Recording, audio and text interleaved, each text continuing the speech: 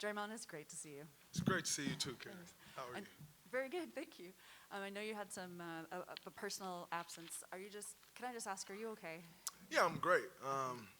Now, I have some things to handle, but, you know, everything's going well, and, it's great to be back here and, join the team for camp. Looking forward to having a good year. The first day for you, what is it like knowing, just that feeling, you're on the cusp of another NBA season? Nervous. I still get very nervous coming into camp. It's funny because we were at USA. We were at the Olympics this summer, and we were all sitting on the bus, and I think it was me, Kay, Book, Bam. We were all sitting in the back. And just hearing everyone back there talk about, like, man, every time I get to camp, I just feel like I didn't do enough. Like, just feel like I ain't work enough. And I was like, oh, like, I feel like that every year. And so it was just very comforting to know, like, and now we all go through that same thing where you, like, coming into camp and you work, but you still feeling like, damn, I don't think I did enough. So it was good to know that other great players had that same feeling. I don't even know why I talked about that, but I feel great. What's up, Draymond? What's going on? How are you? I'm good. We haven't really talked to you about the moves that the Warriors made this summer.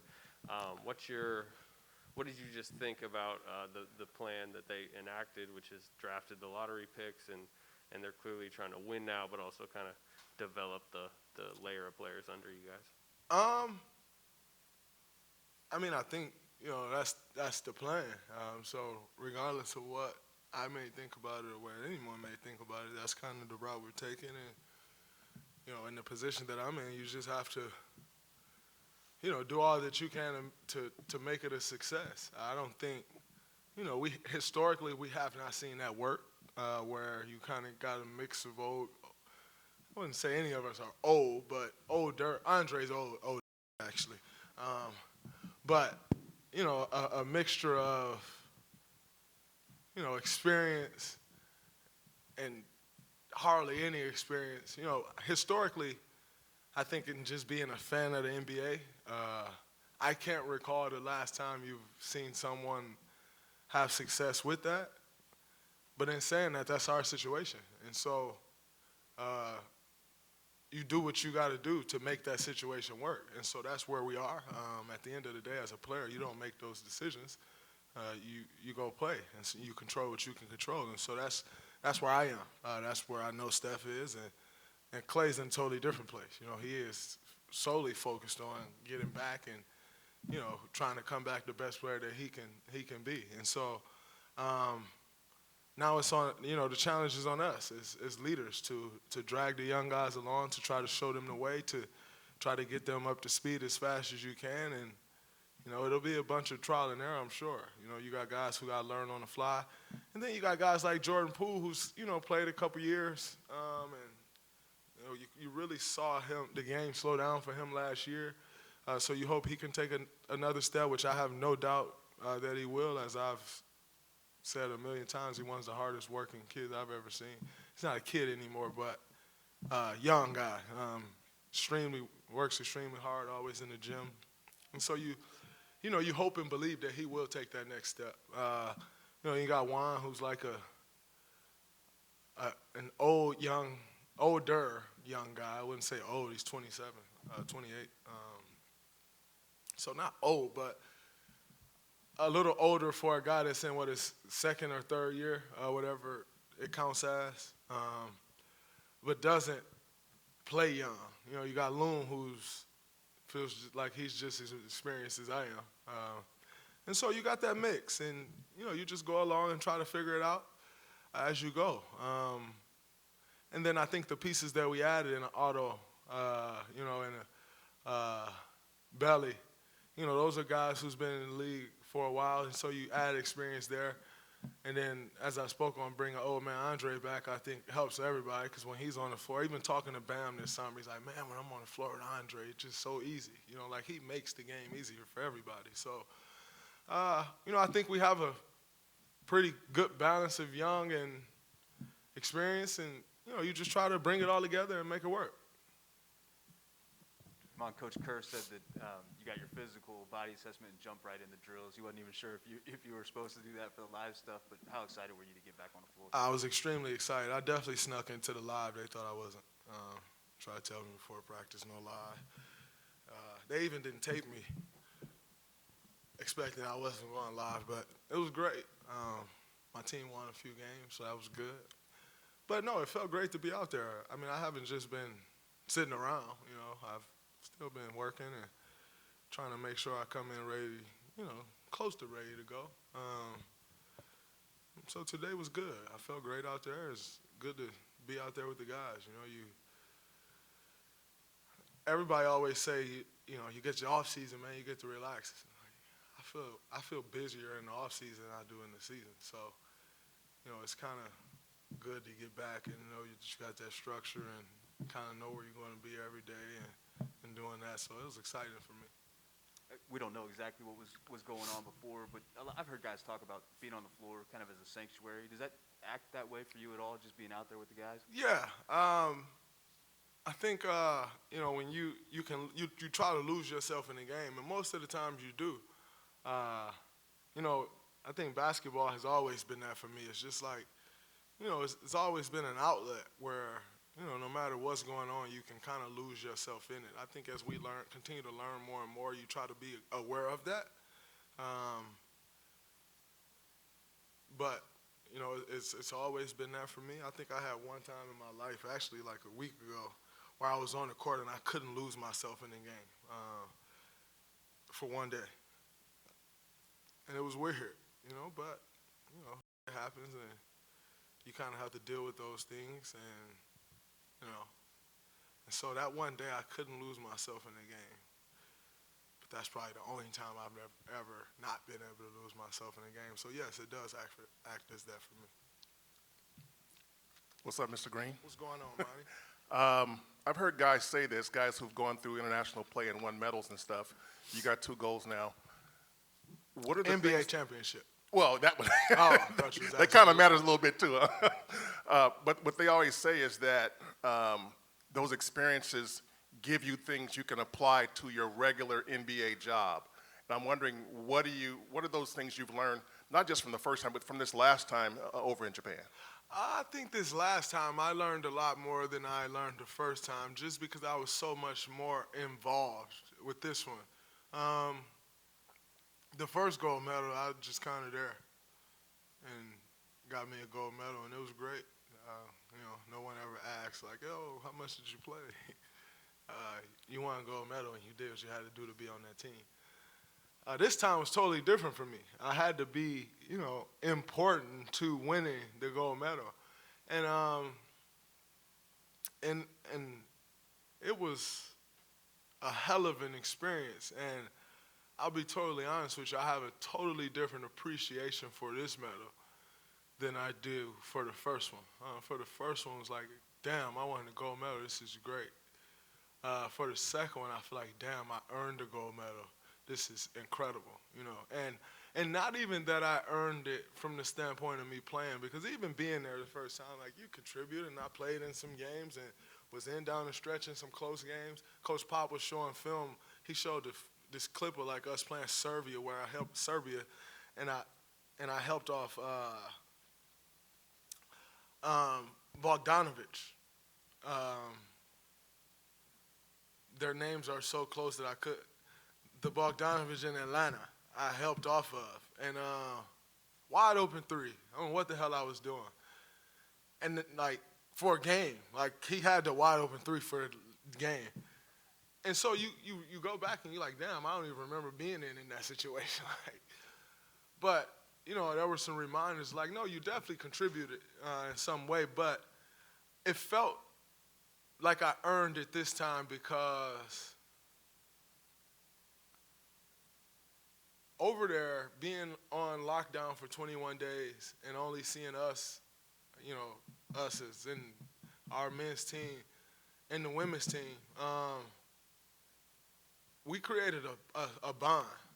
We all bonded together, and we had to, because A, you're just stuck together. And B, we lost the couple exhibition games, and everybody's like, "Oh man, the world is caught up to America. Like, it's no longer Team USA. Everybody's caught up." And then the women go lose a couple exhibition games. It's like, "Oh, everybody caught up to them too." And so you go over there, and then we lose the first game going over. And no one talks about Drew Holiday, who happened to be one of the most important pieces on that team, not being there. Devin Booker, who is extremely important to what we were doing over there, not being there. Chris Middleton, who helped shore up that second unit, not being there. And then them coming in the day of the game, not sleeping, and then us playing and just throwing them out there. Drew ended up playing 29 minutes, I think, that game. And the game's only 40 minutes. Coming off a 16-hour, 13-hour flight, never having practiced together, none of that. And we lose barely. And everybody's like, "Oh, man, they're toast." And even if you turned on, like, American sports talk shows, I mean, everybody on us, And so it felt like us against the world, literally, not like us against the rest of the world, us against the world, including here, That's how it felt. And,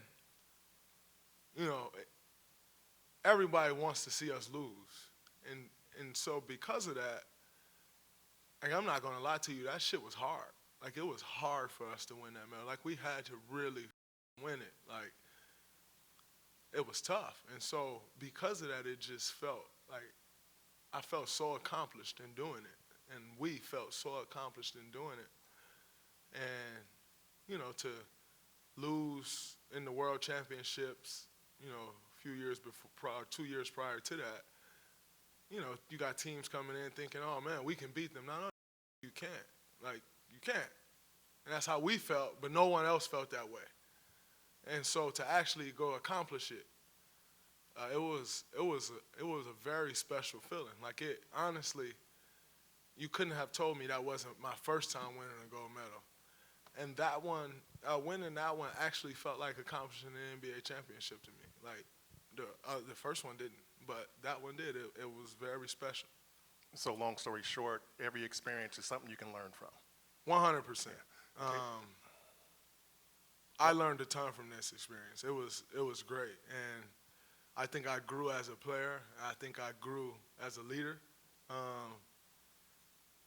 and I think I grew as a man in that situation. Follow-up question is totally different, though. How do you straddle that line between, letting Andrew have his personal space and also knowing that what his absence might do to the team situation? That would be like Andrew, who, as everyone knows, previously just had a kid, maybe, I don't know, 5 months ago or so now. That would be like me telling him, like, "Yo, your wife is going into labor. How dare you leave this team and not go tend to your wife for what that could mean for this team?" That's something that's personal to him. That's health related. That's, something that's personal to his family. This is no different. This is, we're dealing with something that to me feels like has turned into a political war. When you're talking about a vaccination and non-vaccinated, I think it's become very political. And,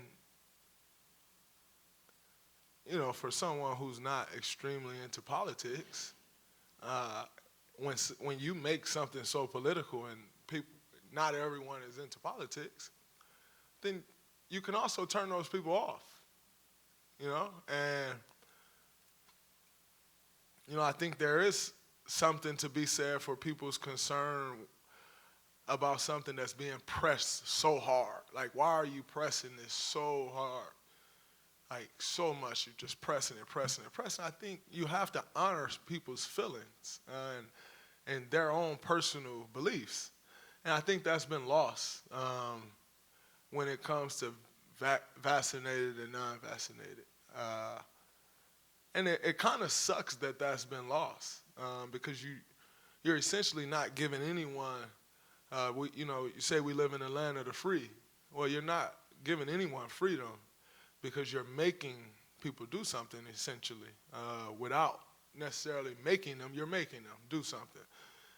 And that goes against everything that America stands for or supposedly stands for. And so I don't think, no, I know I'm not in any position to go tell him what he should or should not be doing.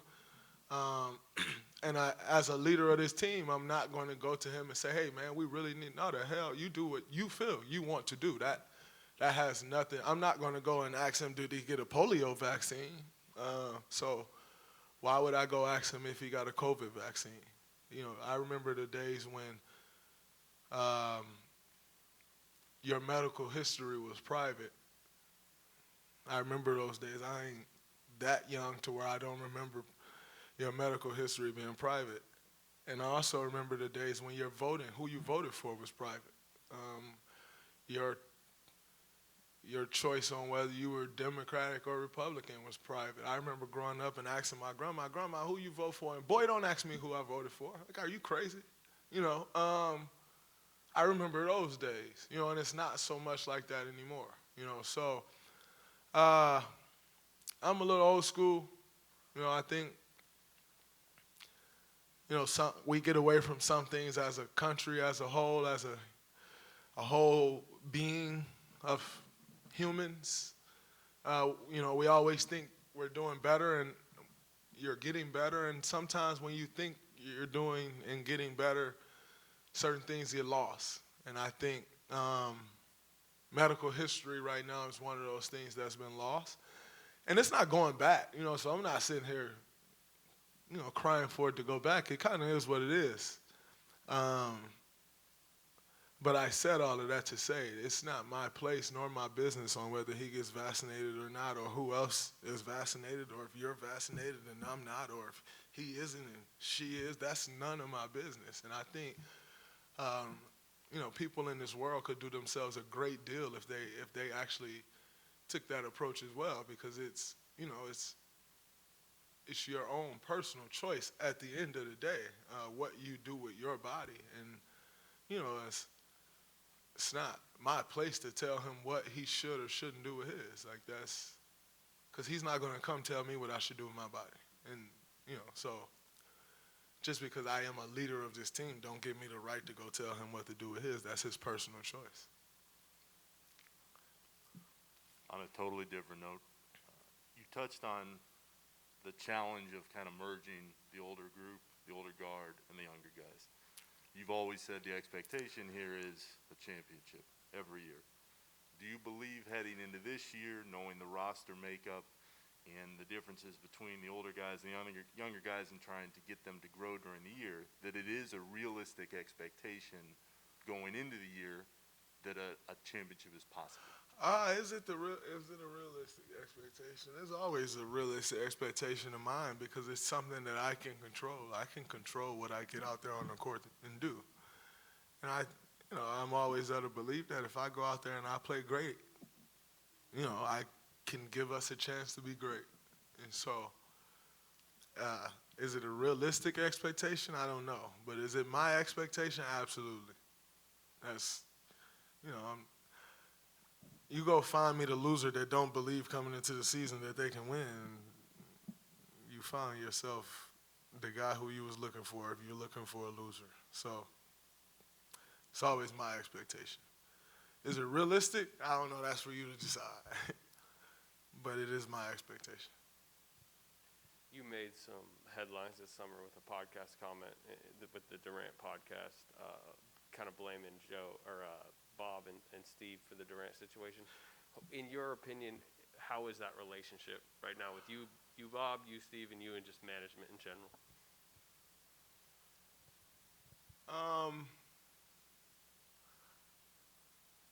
Well, how's the relationship? I don't know. I don't think it's any different than it was before. As far as blaming someone, wouldn't necessarily say I blamed anyone. I kind of just told my side of the story, and you had never heard it before, really. You know, you've heard like bits and pieces of it, but you had never heard me just really, truly talk about it in depth. And you definitely hadn't heard me and Kevin talk about it in depth. And so I think that was just kind of a, they talking. Everybody think like we got this like extreme hate or something like that, which is probably furthest from the truth that you can be. But, you know, I think for me personally, I really enjoyed that conversation. Why did I enjoy it? Because it showed me a lot of everything that I already believed, which is people really push narratives. And I saw, people were sending me, because I don't really watch much nowadays, between some that I'm working on and, you know, my family and doing all of that and then watching kids shows and, you know, all that. I don't get to watch much of what goes on.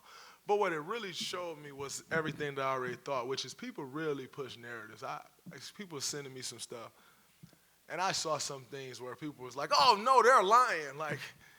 Like me and Kevin are lying just because what I said don't really fit their narrative anymore. You know, like the whole narrative of, man, Draymond's the reason that Kevin left and blah, blah, blah.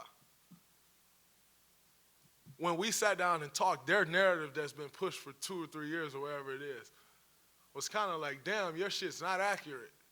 And I still saw people like, no, those two guys are lying, and this is what happened. Huh? Like, you are that stuck on the narrative that you want to push that you're now going to come out and say, the two guys who were involved in it are lying. What the hell do we get out of lying? Like, what point are we proving? What does that accomplish? You know, and so if I took anything from it, it's just kind of what I already thought. I was just giving confirmation on, like, people are going to push narratives. And even when you destroy what their narrative could be, they're still going to try to push their narrative. So that's what I took away from it. I don't know if I was supposed to take like some like deeper spiritual healing away from it, but what I took away from it is people going to push the narrative that they want to push.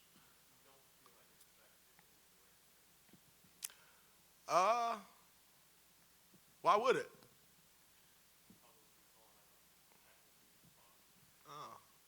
Was I publicly called out? Did it affect the relationship then? You tell me. What do you think? You're telling me that you're hinting at because I publicly said something that the relationship it should be altered now. But if that is the case, well then when I publicly was called out, the relationship should have been altered then too, right? I think it was at the time. Not like forever altered, but Well, then maybe it was at the time, but not forever. there you go. I don't know. A couple questions for you, Dre. One, Zach LaVine called you like the best leader and teammate ever. And I was wondering, as you come into this year with the kind of cast you have, what is your leadership approach with this particular team? Is it same? Is it different given the circumstances? Last year, you were the old heads, and you had a bunch of youngsters, and now you have others. Does that impact how you lead this year? It feels good to not to be old head again. Welcome back, Andre. It's great. Because it happened very abruptly. It went from like, yo, you still like one of the youngest. And like you have a lot of experience and you've accomplished a lot, but you're still kind of one of the young guys to like, boom, all of a sudden I was the oldest guy. Like Steph was out, Clay was out, Dre was gone, K was gone, D West was gone, everybody was gone. And it abruptly went from like, yo, you still one of the youngest to like, you are the oldest. That's confusing for me. I adjusted to it eventually, but it was a little confusing from the beginning. So to have Andre back is incredible. As far as Zach LaVine's comments, I am extremely appreciative of those comments because, you know, we always talk about the respect of your peers. It just rings differently when you have the respect and appreciation amongst your peers. And, when you're going into a situation like USA Basketball, for me, I know what my role is going on that team. I'm going to play some defense. I'm going to set some screens. I'm going to roll, shoot the ball if I'm open. But more importantly, lead the team. And in the situation we were in that I spoke on already, leadership was extremely important. Like, it had to be extremely important. And to hear Zach say that, it really meant a lot to me. So I'm very appreciative of that comment that he made.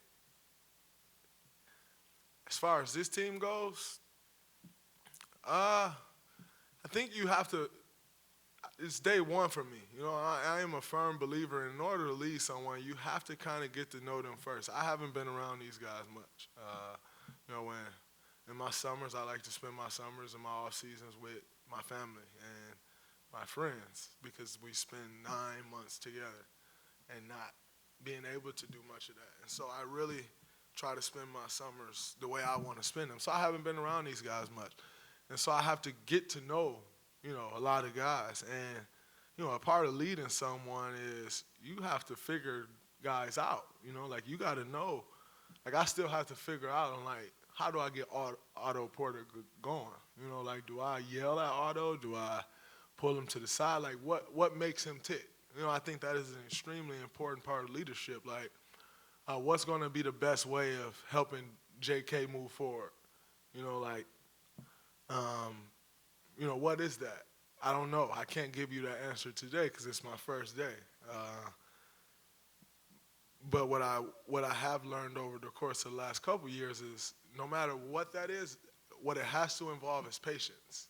That has to be somewhere in the sauce. Like, it can't just be like, oh, man, this guy is going to get it immediately, and if not, no, it definitely involves some sort of patience. So that's the one thing I do know coming into it. And with a roster that's, as we spoke on, kind of young, you got some experience, but kind of young. And then you got guys who even has experience that, there's a certain way that things have been done around here that you kind of got to catch up to speed. So I don't know. But I do know it will require some patience. But I'm not sure of what it's going to take yet. And lastly, what do you expect from Jordan Poole this year? I expect him to have a great year. I think he has a chance, especially with Clay not going to be ready for the beginning of the season, to really make an imprint. And it's kind of that third year where, I totally understand what's at stake this year. You got the possibility for an extension. You kind of get to that third year and they're figuring that out. Teams are figuring, are you a part of the future plans or are you not? So I know what's at stake for him this year, and I understand that and understand that pressure that comes with that. So I expect him to take a big step. I know he's worked his and I think, the way he started contributing after getting back from the bubble last year, I expect him to even take that, up a couple notches. So I think he'll have a great year. What's up, brother? You missed a few days of training camp, but are you going to go right into gameplay, or you think you're going to, how are you going to work yourself into training camp? How do you feel you're going to do that? Is it going to be just like today where you just went right into a live game? I went right into it today. Tomorrow's an off day, and then Saturday is whatever Saturday is, and I plan on whatever Saturday is doing that. So when we play a game Monday and Sunday, we got practice, right? I plan on practicing on Sunday. And then there's a game on Monday. I plan on playing 2 minutes. No, I'm just playing. I don't know the plan, like Steve's plan may be I only want young guys to play. Like, his plan could be I want you guys to play the first quarter. I don't know this plan. Whatever that plan is, I'm open to it. Like, I feel good. I'm excited about playing. So whatever the plan is, I'm open to it. But I don't know that plan yet.